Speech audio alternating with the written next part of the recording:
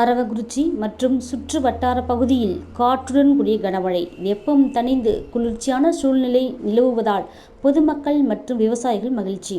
கரூர் மாவட்டத்தில் கடந்த 14 நாட்களாக கோடை வெயில் தாக்கம் 100°F மேல் பதிவாகி வரும் நிலையில் பொதுமக்கள் மிகவும் சிரமத்திற்கு ஆளாகி இருந்தனர்.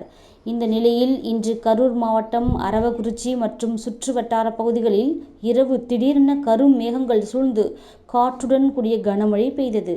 அரவக்குறிச்சி மற்றும் சுற்று வட்டார பகுதியான பள்ளப்பட்டி, ஈசநத்தம், லிங்கம் நாயக்கம்பட்டி, தடாகோவில் உள்ளிட்ட பல்வேறு பகுதிகளில் பெய்த கனமழையின் காரணமாக சாலையில் மழைநீர் வெள்ளம் போல் பெருக்கெடுத்து ஓடியது.